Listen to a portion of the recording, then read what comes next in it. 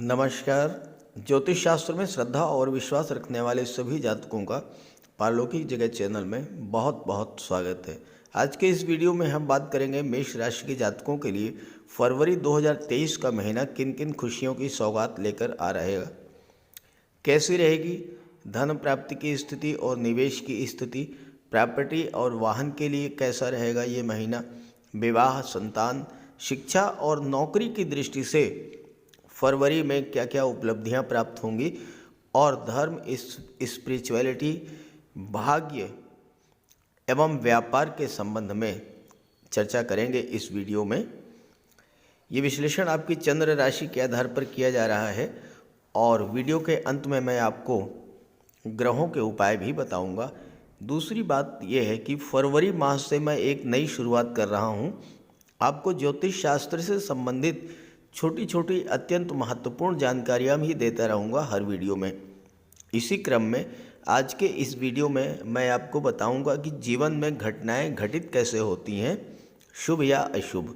आप कैसे जान पाएंगे कि आने वाला समय आपके लिए शुभ है या अशुभ है, कैसे आप ये जान पाएंगे कि आने वाला समय आपके लिए अच्छे फल लेकर आ रहा है या आने वाला समय आपके लिए कष्टकारी होगा, पहले इसी पर बात करेंगे। और तीसरी बात यह है कि मैंने अपना व्हाट्सअप नंबर शेयर कर दिया है, वो आपको डिस्क्रिप्शन बॉक्स में मिल जाएगा। लेकिन इस नंबर के अलावा कमेंट बॉक्स में किसी अनजान व्यक्ति के द्वारा दिए गए नंबर पर कांटेक्ट मत कीजिएगा, आपके साथ फ्रॉड हो सकता है। आगे बढ़ने से पहले एक ज़रूरी चर्चा। आपके जो भी कमेंट्स आते हैं या व्हाट्सएप पर जो भी प्रश्न आते हैं वो इसी तरह के होते हैं कि समय ख़राब चल रहा है, आर्थिक स्थिति ठीक नहीं है, स्वास्थ्य खराब है, शत्रु एक्टिव हो रहे हैं, कार्यस्थल पर समस्याएं बढ़ रही हैं, पारिवारिक जीवन में कलह की स्थिति है या फिर लाख परिश्रम करने पर भी सफलता नहीं मिल रही है। तो इसका कारण ये है कि आप अपने समय को पहचान नहीं पा रहे हैं। वर्तमान में आपका अच्छा समय चल रहा है या ख़राब समय। अगर इसकी जानकारी आपको पहले से हो जाए तो ख़राब समय शुरू होने से पहले ही हम सावधान हो जाएंगे। अच्छा समय आने वाला है, इसकी जानकारी होने पर उसका पूरा लाभ ले पाएंगे। आप मेरे साथ जुड़े हुए हैं, ज्योतिष शास्त्र में रुचि रखते हैं, तो थोड़ी बहुत ज्योतिष शास्त्र की जानकारी आपको ज़रूर होगी।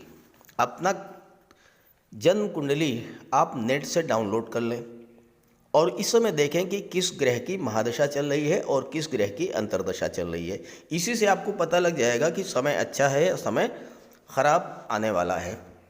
उत्तर काला मृत का एक सूत्र है और उसका अर्थ ये है कि अगर अंतर्दशा वाला ग्रह महादशा वाले ग्रह से छठे, आठवें या 12वें भाव में है तो वह दशा खराब जाएगी। देखिए, मैं आपको एग्जाम्पल देकर समझाता हूँ। मान लीजिए आपके जीवन में सूर्य की महादशा चल रही है और सूर्य आपकी कुंडली के तीसरे भाव में है। अपनी जन्म कुंडली में देखिएगा, जन्म कुंडली में सूर्य आपके तीसरे भाव में है। अब सूर्य में मंगल की अंतर्दशा चल रही है। मान लीजिए मंगल आपकी कुंडली में 8वें भाव में बैठे हैं या 10वें भाव में बैठे हैं, ठीक है। तो अब आप इसको काउंट कीजिए, अपनी जन्म कुंडली से देखिएगा कि सूर्य से मंगल किस स्थान पर हैं। 1, 2, 3, 4, 5, 6। तो सूर्य से मंगल छठे पर आ गए। यहाँ देखिए अगर दशम में है तो 6, 7, 8, तो सूर्य से मंगल दशम में आ गए, तो अष्टम पर आ गए। तो छठे पर हैं या 8वें पर हैं, या फिर सूर्य से मंगल जो है वो धन भाव में है तो ये 12वें पे आ गए। तो ये तीनों ही अंतर्दशाएं आपके लिए कष्टकारक हो जाएंगी। एक दूसरा एग्जाम्पल समझिए। मान लीजिए जुपिटर की महादशा चल रही है और जुपिटर आपके लग्न भाव में बैठे हैं। अब आप देखिए कि सैटर्न की, शनि की अंतर्दशा चल रही है, जुपिटर की महादशा, शनि की अंतर्दशा।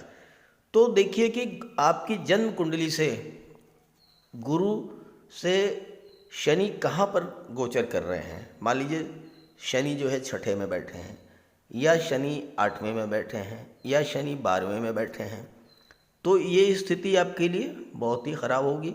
ये जो आप अंतर्दशा जाएगी ये पीरियड आपके लिए परेशानी वाला होगा। क्योंकि गुरु से छठे पर हैं शनि, गुरु से 8वें पर हैं शनि, या गुरु से 12वें पर हैं शनि। ऐसे ही एक और एग्जाम्पल से आप समझें कि मान लीजिए आपके कुंडली में, आपके जीवन में राहु की महादशा चल रही है। राहु की महादशा में और मरकरी की, बुध की अंतर्दशा चल रही है। अब आपकी जन्म कुंडली में देखिए कि बुध कहाँ पर बैठे हैं। बुध मान लीजिए भाग्य भाव में बैठे हैं। अब ये भाग्य भाव तो अच्छा भाव हुआ, लेकिन राहु से काउंट कीजिए, 1 2 3 4 5 6, राहु से बुध छठे पे आ गए। तो ये जो अंतर्दशा है, ये पीरियड आपके लिए परेशानी भरा होगा।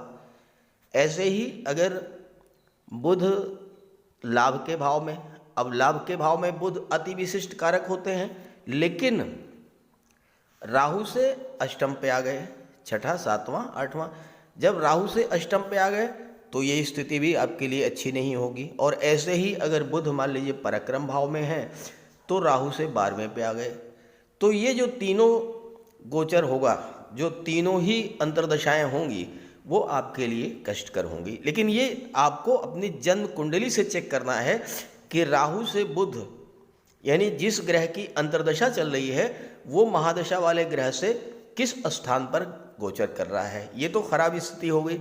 अब आप मान, अच्छी स्थिति कब होगी?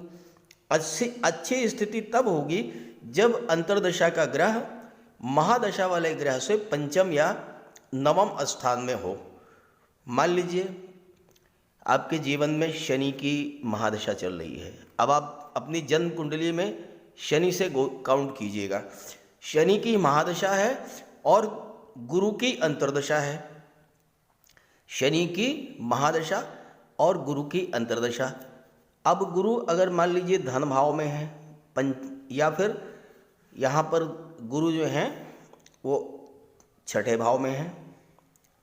अब शनि से काउंट कीजिए, 1 2 3 4 5, तो शनि से पंचम पे हो गए गुरु। ये महादशा आपकी अंतर्दशा जो है वो एक्सलेंट जाएगी। शनि की महादशा, गुरु की अंतर्दशा, गुरु शनि से पंचम में है, अत्यधिक शुभ फल देने वाली होगी ये अंतर्दशा। ऐसे ही अगर गुरु छठे भाव में है, अब आप देखिए छठा भाव खराब होता है, लेकिन शनि से गुरु जो है वो नवम पर है, 5 6 7 8 9, शनि से गुरु नवम पर है या गुरु पंचम पर है। दोनों स्थिति आपके लिए बहुत एक्सलेंट रिजल्ट देने वाली होंगी। तो इस तरह से आप अपनी जन्म कुंडली के आधार पर जिस ग्रह की महादशा चल रही है, जिसकी अंतर्दशा चल रही है, उसको आप चेक कर लीजिए, काउंट कर लीजिए। आपको पता लग जाएगा कि जो आने वाला समय है वो अच्छा है या वो आने वाला समय आपके लिए ख़राब है। अगर 6 8 12 पर अंतर्दशा वाला ग्रह है तो वो अंतर्दशा खराब जाएगी। 5 9 पर है वो अंतर्दशा आपके लिए बहुत अच्छी जाएगी। तो ये है मेष राशि के जातकों की कुंडली। पहले समझते हैं ग्रह स्थितियों को। आपके राशि के स्वामी मंगल हैं, जो कि कुंडली के धन भाव में शुक्र की राशि में गोचर कर रहे हैं। फरवरी में 3 बड़े ग्रह राशि परिवर्तन करेंगे। बुध 7 फरवरी को भाग्य भाव से राशि परिवर्तन करके दशम भाव में आ जाएंगे। सूर्य जो कि दशम भाव में गोचर कर रहे हैं, 13 फरवरी को राशि परिवर्तन करेंगे और लाभ के भाव में गोचर करेंगे। और यहाँ पर सूर्य अति विशिष्ट कारक होते हैं। शुक्र जो कि लाभ भाव में है वो 15 फरवरी को विदेश भाव 12वें भाव में आ जाएंगे। राहु आपके लग्न में है और केतु आपके सप्तम भाव में गोचर कर रहे हैं। फरवरी की जो सबसे महत्वपूर्ण घटना है वो है गुरु और शुक्र की युति का बनना। गुरु का उच्च होकर के मीन राशि, शुक्र का उच्च का होकर मीन राशि में गोचर करना और शनि का अस्त होना, ये 3 प्रमुख घटनाएं हैं आपके लिए फरवरी महीने में, और इसी का विशेष प्रभाव रहेगा आपके जीवन पर। और चौथी जो घटना है वो है सूर्य और मंगल का एक दूसरे से त्रिकोण पर होना। तो इन्हीं बातों पर एक एक बिंदु पर चर्चा करेंगे विस्तार से। सबसे पहले बात करते हैं फरवरी 2023 में आपको मिलने वाले लाभों के संबंध में। देखिए, लाभ के भाव में शुक्र गोचर कर रहे हैं, लाभ के भाव में शनि गोचर कर रहे हैं और 13 फरवरी को लाभ के भाव में सूर्य आ जाएंगे। अब यहाँ पर एक विशेष घटना घटित हो रही है कि फरवरी के महीने में 30 जनवरी से शनि अस्त हो जाएंगे। सूर्य से 12 डिग्री के कम अंतर पर रहेंगे तो शनि अस्त हो जाएंगे। जब शनि अस्त हो जाएंगे तो शनि के शुभ या अशुभ फल आपको नहीं प्राप्त होंगे। अब शनि का अस्त होना कुछ मामलों में आपके लिए अच्छा भी रहेगा, कुछ मामलों में खराब भी रहेगा।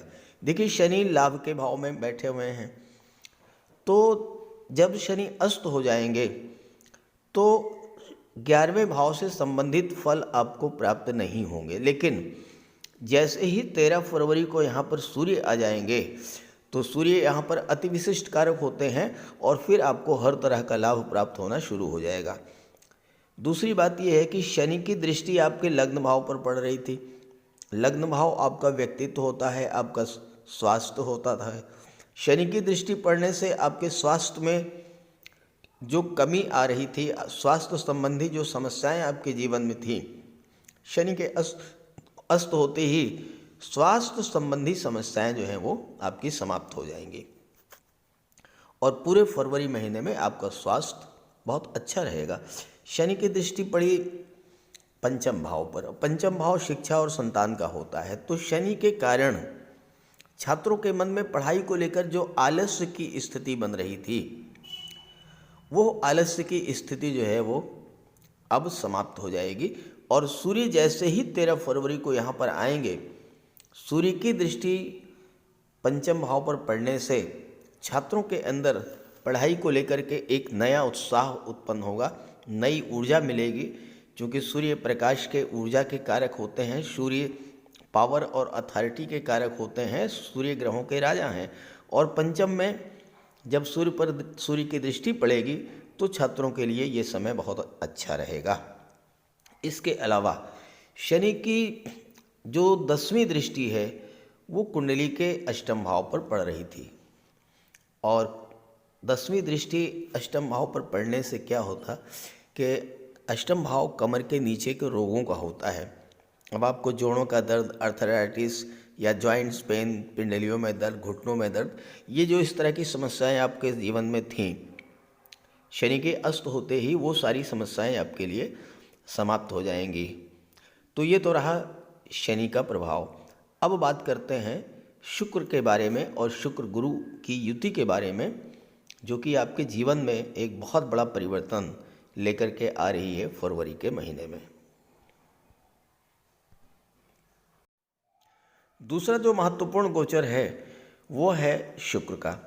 देखिए, शुक्र जो हैं वो धन के कारक हैं, वैभव के कारक हैं, लग्जरी और कंफर्ट के कारक हैं, समृद्धि और संपन्नता के कारक हैं। जब कुंडली में शुक्र अच्छी स्थिति में होते हैं तो व्यक्ति को धन की प्राप्ति होती है, सुख सुविधा के साधन मिलते हैं, विवाह और संतान का योग बनता है। और अगर शुक्र की युति गुरु के साथ बन जाए तो गुरु भी धन के कारक हैं, संतान के कारक हैं, विवाह के कारक हैं, तो ऐसी स्थिति बहुत ही श्रेष्ठ फल देने वाली होती है। अब यहाँ पर जो शुक्र का गोचर है इस मामले में और भी ज़्यादा महत्वपूर्ण हो जाता है कि शुक्र अपनी उच्च की राशि में गोचर कर रहे हैं और अपनी कुंडली के, आपकी कुंडली के 12वें भाव में गोचर कर रहे हैं। 12वें भाव में शुक्र अति विशिष्ट कारक होते हैं और गुरु के साथ बैठे हुए हैं, गुरु शुक्र की युति बन रही है। तो यहाँ पर 3 चीज़ें आपके पक्ष में हो गई। एक तो शुक्र उच्च के हो गए, दूसरे अति विशिष्ट कारक हो गए और तीसरे गुरु के साथ शुक्र की युति बनी। गुरु और शुक्र की जब युति बनती है तो ये प्रबल धन प्रदायक युति हो जाती है। शुक्र यहाँ पर आपकी कुंडली में सप्तम के स्वामी हैं तो आपके विवाह के भी प्रबल योग बनेंगे, लव रिलेशंस स्ट्रांग होंगे, दाम्पत्य जीवन में किसी प्रकार की कोई कड़वाहट थी वह भी दूर होगी।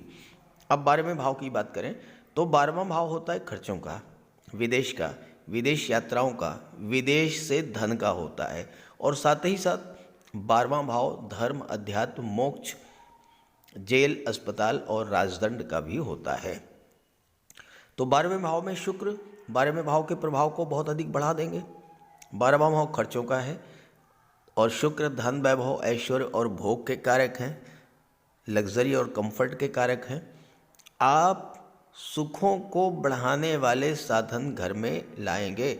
और चतुर्थ भाव सुख भाव के स्वामी चंद्रमा हैं। चंद्रमा आपका मन है। मन पर जब शुक्र का प्रभाव पड़ेगा, गुरु का प्रभाव पड़ेगा, चूंकि गुरु की पंचम दृष्टि आपके सुख भाव पर पड़ेगी, 1 2 3 4 5, और गुरु की दृष्टि जिस भाव पर पड़ती है उस भाव के प्रभाव को बढ़ा देती है। गुरु की दृष्टि में अमृत होता है। जिस भाव पर वो दृष्टि पड़ती है उस भाव को गंगा जल की तरह पवित्र कर देते हैं। तो चतुर्थ भाव के सभी शुभ फल आपको प्राप्त होंगे। भौतिक सुखों में वृद्धि होगी, माता का स्वास्थ्य अच्छा रहेगा, और सबसे बड़ी बात यह है कि मन आपका बिल्कुल शांत रहेगा। देखिए, चंद्रमा आपके चतुर्थ भाव के स्वामी हैं, कर्क राशि है, और कर्क राशि उच्च की राशि होती है देवगुरु के लिए। तो अपनी उच्च की राशि पर दृष्टि डालेंगे देवगुरु, और शुक्र के साथ में है। अगर आप महिला हैं, गहना आभूषण jewellery designer dresses cosmetics perfumes इन सब चीज़ों पर आपका धन खर्च होगा।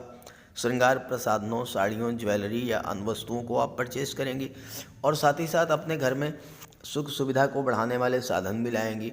घर का डेकोरेशन करा सकते हैं, नया घर खरीद सकते हैं, नया वाहन खरीद सकते हैं, और या फिर घर का विस्तार भी आप इस गोचर काल में कर सकते हैं। 12वें भाव का संबंध विदेश का है, तो आप हवाई यात्राएं कराएंगे, विदेश से धन कमाएंगे, इंपोर्ट एक्सपोर्ट के व्यापार से लाभ होगा। विदेश में आपको जॉब भी मिल सकती है, या हायर एजुकेशन के लिए आप विदेश भी जा सकते हैं। यहाँ पर शुक्र धन भाव के स्वामी हैं और सप्तम के स्वामी हैं। तो दो चीज़ें होंगी, एक तो आपको धन का संचय होगा, आप धन का निवेश करेंगे प्रॉपर्टी गोल्ड या शेयर में। दूसरी बात क्या होगी, आपका विवाह होगा। और चूंकि शुक्र सप्तम के स्वामी हैं, इस बात का प्रबल योग है कि आपका भाग्योन्नति विवाह के बाद होगी। जैसे ही आपका विवाह होगा, आपके जीवन में खुशियों की बरसात होनी शुरू हो जाएगी। अगर आर्थिक स्थिति आप खराब थी, विवाह होने के बाद आपकी आर्थिक स्थिति एकदम से सुधार आना शुरू हो जाएगा।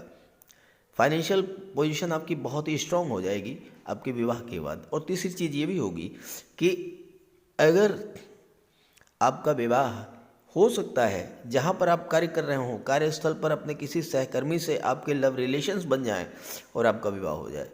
शुक्र के सप्तम के स्वामी होने से इस तरह की परिस्थितियाँ आपके जीवन में आएंगी। अब एक चीज प्रश्न ये है कि 12वें भाव का संबंध अस्पताल जेल राजदंड इन सब से भी है, तो क्या होगा?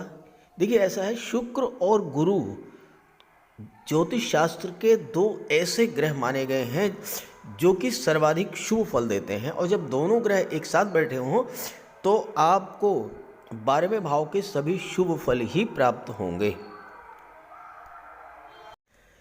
देखिए, 12वां भाव अस्पताल का है और यहाँ पर गुरु और शुक्र का गोचर है, तो इसका अर्थ ये हुआ कि अगर अभी तक आपका स्वास्थ्य खराब था, किसी वजह से आप अस्पताल में भर्ती थे, अब आपको अस्पताल से मुक्ति मिल जाएगी, आपका स्वास्थ्य सही हो जाएगा।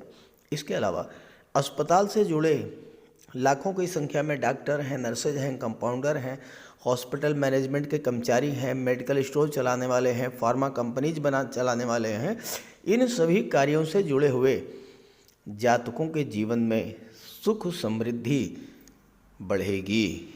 इसके अलावा जेल में या पुलिस विभाग में या न्यायपालिका में कार्य करने वाले लाखों कर्मचारी, वकील, जज, मजिस्ट्रेट, वकीलों के साथ उनके जूनियर, न्यायपालिका में कार्य करने वाले कर्मचारी, इन सभी के जीवन में खुशियां आएंगी। हाँ, एक चीज़ आपको जरूर ध्यान में रखना होगा कि यहाँ पर गुरु का गोचर है, और गुरु धर्म और सत्कर्म के कारक हैं, और 12वां भाव जो है ये धर्म अध्यात्म और मोक्ष का होता है।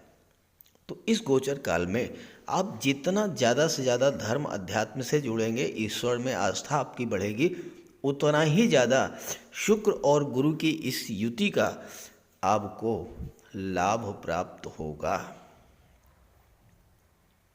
यहाँ पर शुक्र की दृष्टि कुंडली के 6ठे भाव पर पड़ेगी, और गुरु की दृष्टि भी छठे भाव पर पड़ेगी। छठा भाव क्या होता है? छठा भाव होता है कर्ज का। तो अगर आप पर किसी प्रकार का कोई कर्ज है तो इतना धन प्राप्त होगा विदेशों से कि आपका कर्ज भी उतर जाएगा। और गुरु और शत्रु के प्रभाव से, शुक्र के प्रभाव से आपकी शत्रुता तो किसी से होगी ही नहीं, क्योंकि शुक्र का कारण आपका व्यवहार इतना मधुर होगा और गुरु के कारण आपके अंदर इतना ज्ञान बुद्धि विवेक होगा इस समय कि कोई आपका शत्रु होगा ही नहीं। जीवन की विघ्न बाधाएं जो शनि के कारण हो सकती थी वो समाप्त रहेंगी। अब आइए बात करते हैं तीसरे महत्वपूर्ण योग के बारे में जो सूर्य और मंगल के बीच बन रहा है। सूर्य और मंगल दो ऐसे ग्रह, सूर्य ग्रहों के राजा, मंगल ग्रहों के सेनापति। सूर्य शासन प्रशासन के कारक, पावर और अथॉरिटी के कारक, शासन सत्ता के कारक। मंगल डिफेंस के कारक, रक्षा के कारक, आपकी एनर्जी पराक्रम और साहस के कारक, मेडिकल और सर्जरी के कारक, टेक्निकल फील्ड के कारक, इंजीनियरिंग के कारक, भूमि के कारक। ये दो ऐसे ग्रह हैं जो आपके जीवन में बहुत बड़ा इनका रोल होता है। और खास करके मेष राशि सूर्य की उच्च की राशि है और मंगल की स्वराशि है। तो मेष राशि के तो जातकों के लिए तो सूर्य और मंगल का गोचर सर्वाधिक महत्व रखता है। और यहाँ पर 13 फरवरी तक का जो समय है ये आपके लिए बहुत ही महत्वपूर्ण है, क्योंकि इस गोचर काल में सूर्य और मंगल एक दूसरे से त्रिकोण पर होंगे। सूर्य से काउंट कीजिए, 1 2 3 4 5, पंचम पर है मंगल और मंगल से नवम पर है सूर्य। जब दो ग्रह एक दूसरे से त्रिकोण पर होते हैं तो एक दूसरे को एक्टिवेट कर देते हैं, एक दूसरे को बल देते हैं। दोनों ग्रह अपना पूरा फल देने में सक्षम होंगे। अब सूर्य अपनी उच्च की राशि में है और मंगल की स्वराशि है मेष राशि। और दूसरी महत्वपूर्ण बात देखिए कि सूर्य पंचम के स्वामी है और मंगल की चौथी दृष्टि पंचम भाव पर पड़ रही है। 1 2 3 4, और यहाँ भी मंगल और सूर्य का कॉम्बिनेशन बन रहा है। तो ये जो टाइम पीरियड है 13 फरवरी तक छात्रों के लिए देख लीजिएगा, किसी न किसी फील्ड में सफलता जरूर मिलेगी। IAS IPS सिविल सर्विसेज की तैयारी कर रहे हैं उनके लिए बेहतर है। आप आर्मी, एयरफोर्स, नेवी, मिलिट्री के लिए तैयारी कर रहे हैं उसके लिए बेहतर है। पुलिस विभाग में जाना चाहते हैं वहाँ सफलता मिलेगी। मेडिकल और सर्जरी के क्षेत्र में आप जाना चाहते हैं वहाँ भी आपको सफलता मिलेगी। और साथ ही साथ इंजीनियरिंग और टेक्नोलॉजी के क्षेत्र में भी आपको मंगल के प्रभाव से सफलता मिलेगी। अगर आप ऑलरेडी जॉब में हैं, सूर्य दशम भाव में है, दशम में सूर्य दिग्बली होते हैं, तो आपके कार्यक्षेत्र में बहुत बड़ा उछाल देखने को मिलेगा। आपको बहुत महत्वपूर्ण जिम्मेदारी का पद दिया जा सकता है, आपका प्रमोशन हो सकता है, आपकी वेतन वृद्धि हो सकती है, या कोई ऐसी सीट आपको दे दी जाए जो कि जहां पर आप अपनी कार्य क्षमता का भरपूर उपयोग कर सकें। क्योंकि मंगल आपके अंदर एनर्जी लेवल को बूस्टअप कर देंगे, सूर्य आपके अंदर असीम ऊर्जा का संचार करेंगे और ऐसी स्थिति जो है वो कार्य क्षेत्र के लिए बहुत अच्छी होगी, नौकरी पाने के लिए बहुत अच्छी होगी। दोनों ही दृष्टि से सूर्य और मंगल का ये जो त्रिकोण पर होना, कितनी भी बड़ी चैलेंज आपके लाइफ में हो, कितनी भी बड़ी चुनौती कार्य क्षेत्र में हो, वो आप अपने साहस पराक्रम और सूर्य की ऊर्जा के बल पर उस कार्य को हर स्थिति में पूरा करेंगे। बात करें अगर व्यापार की, तो व्यापार के कारक होते हैं बुध, और बुध बहुत ही अच्छी स्थिति में रहेंगे फरवरी में। 7 फरवरी तक आपकी कुंडली के भाग्य भाव में है, तो आपको भाग्य का सपोर्ट मिलेगा और भाग्य के सपोर्ट से आप व्यापार व्यवसाय को उन्नति पर ले जाएंगे। सप्तम में केतु का गोचर है और केतु को गोचर शुक्र की राशि में है। शुक्र विदेश भाव में बैठे हैं तो विदेशी व्यापार में उन्नति होगी। एक्सपोर्ट इंपोर्ट का कोई व्यापार व्यवसाय है उसमें आपको सफलता मिलेगी। और साथ ही साथ सप्तम भाव व्यापार का होता है, बड़े व्यापार का, पार्टनरशिप में व्यापार का, या फिर ऐसा व्यापार जिसमें डेली इनकम होती हो, आपकी डेली इनकम बढ़ेगी। और साथ ही साथ अगर पार्टनरशिप में और ख़ास करके महिलाओं के सहयोग से पार्टनरशिप में आप व्यापार व्यवसाय करते हैं तो फरवरी का महीना आपके लिए सफलता देने वाला सिद्ध होगा। और इसके बाद बुध 7 फरवरी को दशम में आ जाएंगे, कर्म भाव में। बुध व्यापार के कारक होते हैं, दशम भाव में और शनि की राशि में, मित्र की राशि में रहेंगे तो व्यापार के लिए भी ये समय बहुत ही अच्छा रहेगा। तो कुल मिलाकर के मेष राशि के जातकों के लिए जो है फरवरी 2023 का महीना, खास करके गुरु शुक्र का गोचर और मंगल और सूर्य का गोचर आपके लिए बहुत ही अच्छा रिजल्ट देने वाला होगा। इस समय का आप पूरा लाभ उठाएं और आपकी जन्म कुंडली में जो भी ग्रह कमजोर स्थिति में हो उस ग्रह का उपाय अवश्य करें, या आपके जीवन में जिस ग्रह की महादशा या अंतर्दशा चल रही हो उसका उपाय करें। जैसा मैंने आपको शुरू में बताया, मान लीजिए आपके जीवन में ऐसी अंतर्दशा आने जा रही है इस ग्रह की जो कि आपके लिए बहुत सकारात्मक है, आप उस ग्रह को उपाय करते रहिए। देखिए जो पॉजिटिव रिजल्ट मिल रहे हैं उससे कई गुना अच्छा रिजल्ट आपको मिलेगा। तो चलिए बात करते हैं उपायों पर। किसी भी जातक की कुंडली में बनने वाले राजयोगों का संपूर्ण लाभ उसे तब मिल पाता है जब राजयोग बनाने वाले ग्रह कुंडली में मजबूत स्थिति में हों। और ज्योतिष शास्त्र में ग्रहों को बल प्रदान करने के लिए उपायों की व्यवस्था की गई है। तो अगर आपकी जन्म कुंडली में राजयोग बनाने वाले ग्रह कमज़ोर स्थिति में हैं, अंश बल से कमज़ोर हैं, तो ग्रहों का उपाय ज़रूर कीजिए। इससे ग्रहों को बल प्राप्त होगा और आपको राजयोग का संपूर्ण लाभ प्राप्त हो पाएगा।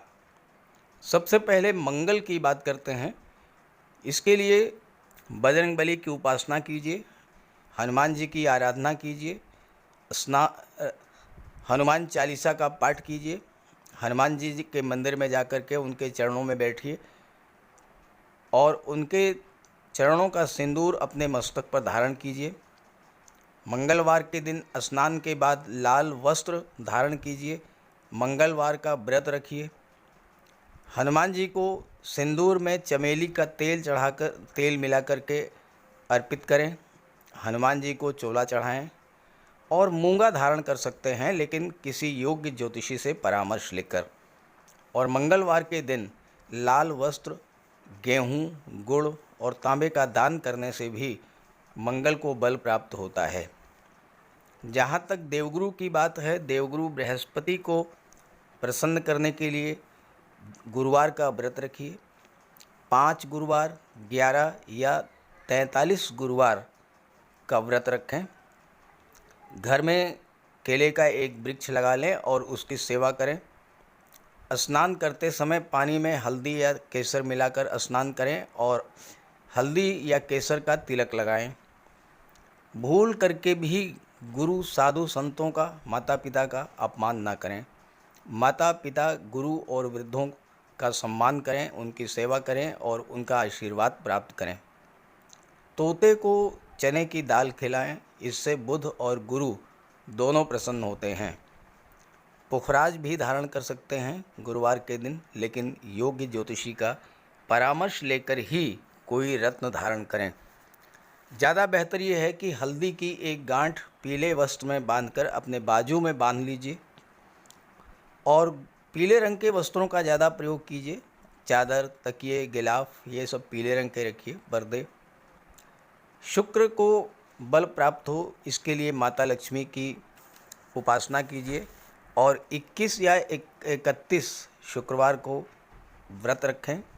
शुक्रवार के दिन सफ़ेद रंग के वस्त्र, चीनी, चावल, दूध और दही, घी से बने पदार्थों का सेवन करें। और शुक्रवार के दिन सफ़ेद वस्त्र, चावल, चीनी, घी, श्रृंगार सामग्री, कपूर, मिश्री और दही, इन सब चीज़ों का यथाशक्ति दान करें। डायमंड धारण कर सकते हैं, लेकिन हीरा धारण करने से पहले योग्य ज्योतिषी का परामर्श ले लें। महिलाओं का सम्मान करें। शुक्रवार के दिन कन्याओं को खीर और मिष्ठान का भोजन कराएं। इत्र का प्रयोग करें। घर को साफ सुथरा रखें और भगवान शिव को श्वेत पुष्प अर्पित करें। जहाँ तक बुध की बात है तो बुधवार के दिन तुलसी का पौधा लगाकर उसकी सेवा करें।